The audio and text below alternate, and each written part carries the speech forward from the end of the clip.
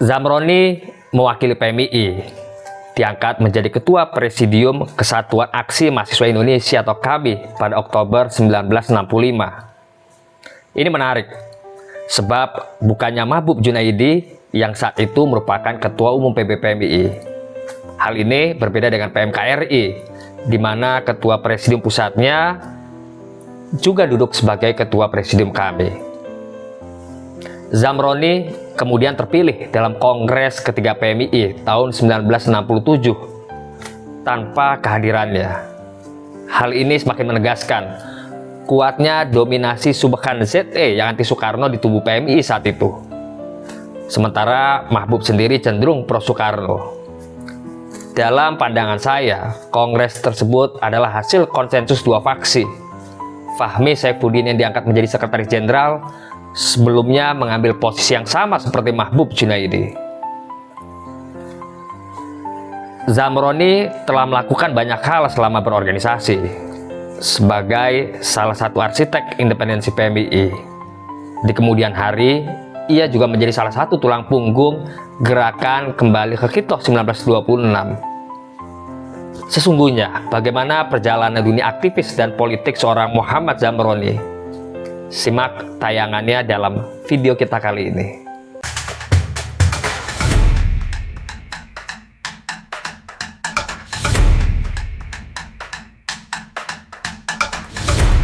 Zamroni kecil tidak pernah bercita-cita jadi aktivis atau politisi tenar. Ia ingin menjadi ahli teknik.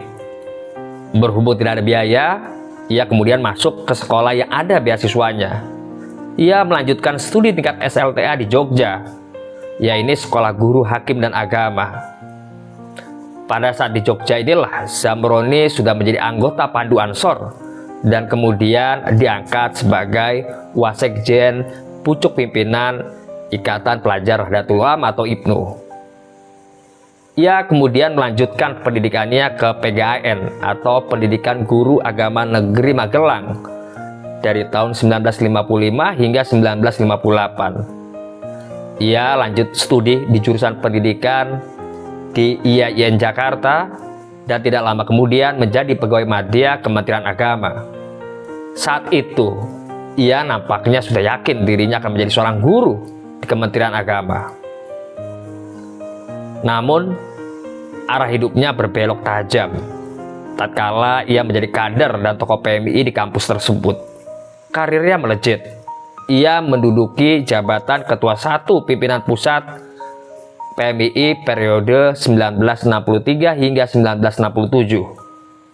Di bagian ini, saya akan membahas terlebih dahulu kiprah Zamroni di dalam Kesatuan Aksi Mahasiswa Indonesia atau KAMI.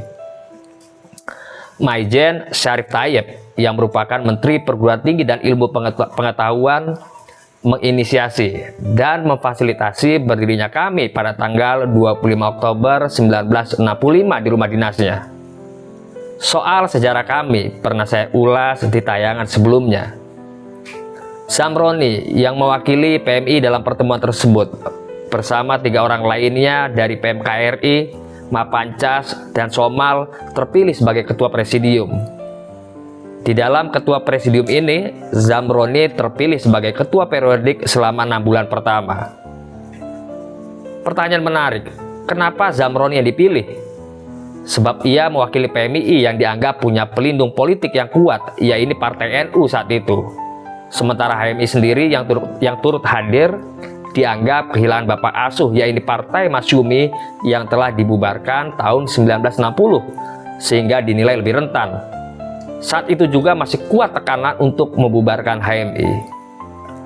Di bawah kepemimpinan Zamroni, kami tumbuh menjadi organisasi gerakan mahasiswa yang kuat, mampu membuat konsep masa depan ekonomi Indonesia yang merupakan hasil dari seminar Tres Baru Ekonomi Indonesia yang diprakarsai oleh KAMI Pusat, Kesatuan Aksi Sarjana Indonesia atau KASI, dan Universitas Indonesia.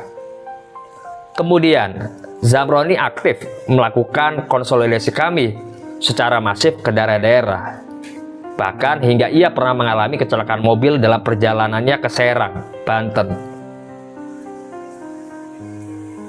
Di gerakan jalanan, kami menyuarakan Tritura atau 3 tuntutan rakyat, yaitu bubarkan PKI, retul Kabinet Wikora, dan turunkan harga melalui demonstrasi terus-menerus di berbagai kota.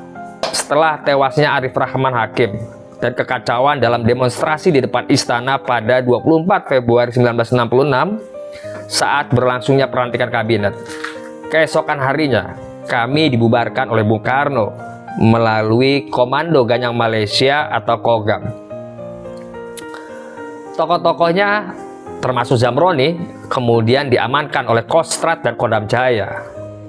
Agar pemirsa tidak bingung, istilah diamankan ini pada saat kejadian tersebut, ya benar-benar diamankan, bukan dipenjara dan kemudian mendapat tindakan kekerasan dari aparat yang menangkap atau yang menahan. Mereka diamankan karena khawatir mendapat reaksi balasan atas aktivitas demonstrasi yang dilakukan dari pihak lain. Zamroni sendiri disembunyikan di markas Komando Tempur 2 Kostrad di Kebon Sirih, Jakarta. Tepat setelah surat perintah 11 Maret atau Super Semar dikeluarkan, Zamroni dan kawan-kawan juga ikut dikeluarkan oleh Kostrad dan langsung mengikuti briefing pada malam harinya yang dipimpin oleh Letjen Soeharto selaku Menteri Panglima Angkatan Darat dan pemegang mandat Super Semar. Aktivitas kami tidak terhenti, makin menjadi-jadi bersama kesatuan-kesatuan aksi lainnya hingga Bung Karno tumbang. Setelah susunan DPR GR dirombak dan jumlahnya ditambahkan, belasan tokoh aktivis diangkat sebagai anggota mewakili unsur mahasiswa atau golongan kesatuan aksi pada tanggal 1 Februari 1967. Menariknya, Zamroni sebagai tokoh kunci gerakan mahasiswa baru diangkat pada 3 Juni 1967 dan menjadi satu-satunya yang berasal dari PMII. Jika dibandingkan dengan jumlah kader HMI atau PMKRI, jauh sekali perbedaannya, yang dalam hal ini bisa masuk ke dalam parlemen. Penambahan para aktivis di parlemen ini berlangsung hingga 8 Mei 1968. Beberapa diantaranya ada yang digantikan dengan aktivis lainnya. Meski sudah berada di parlemen, Zamroni tetap tidak kehilangan tajinya untuk tetap kritis. Sebagai anggota DPR di masa awal Orde Baru, ia mengkritik keras soal red dressing. Ya, ini penambahan berulang kali jumlah anggota DPR yang jauh lebih menguntungkan unsur golongan dibanding partai politik. Penambahan jumlah ini jelas mempengaruhi persentase di parlemen. Dengan jumlah yang semakin besar, Sekber Golkar menjadi alat untuk mempermudah legitimasi kebijakan politik rezim Soeharto. Di pemilu 1971, ia memilih tetap berada di Partai NU.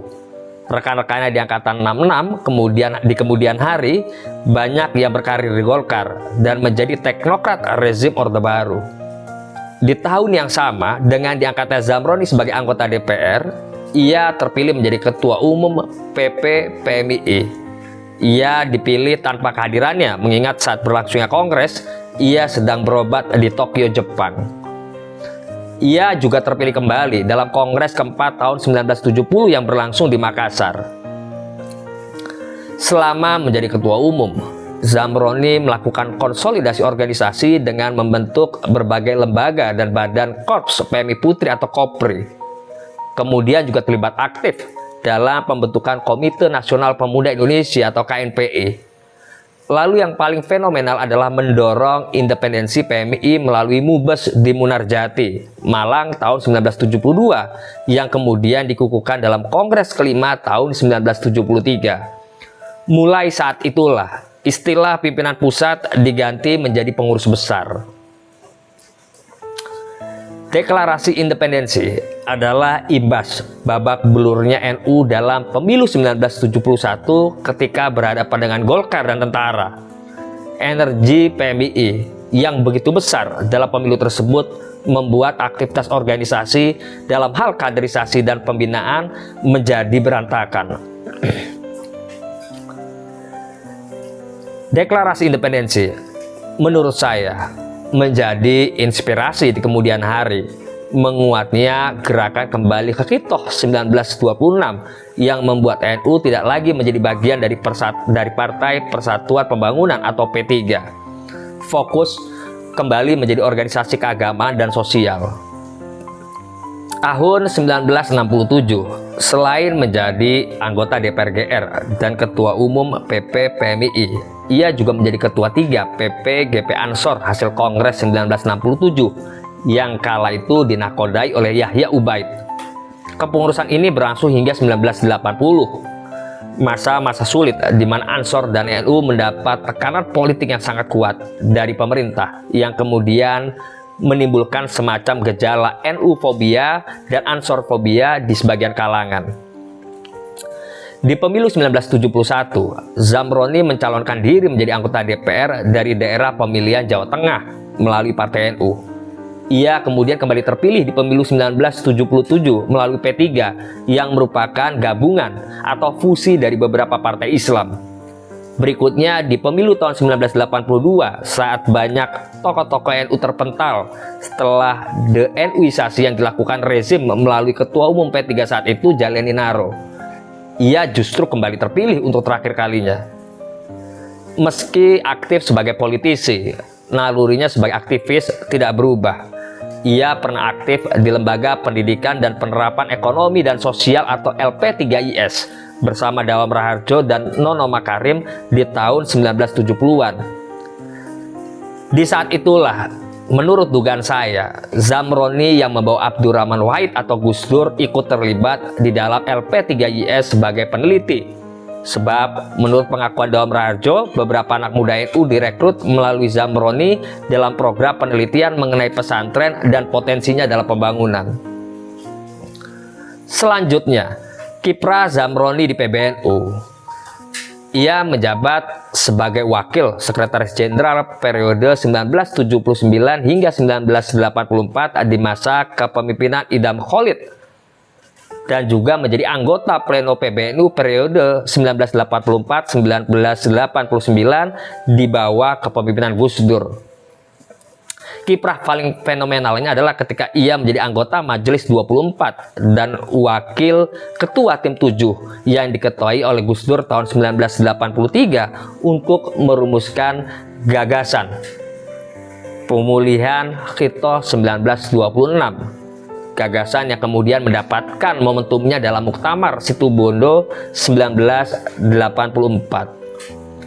Zamroni pada akhirnya lebih memilih berkarir sebagai politisi, di mana ia tidak menduduki jabatan strategis atau jabatan penting di PBNU. Selain hanya anggota pleno di PBNU, ia menempati jabatan Wakil Ketua DPP P3 setelah Muktamar pertama P3 yang berlangsung tahun 1984. Seiring memburuknya kesehatan di penghujung tahun 1980-an, namanya meredup dari dunia politik maupun lingkungan NU. Ia wafat di tahun 1996 pada usia 61 tahun. Demikian, wallahu a'lam bishawab.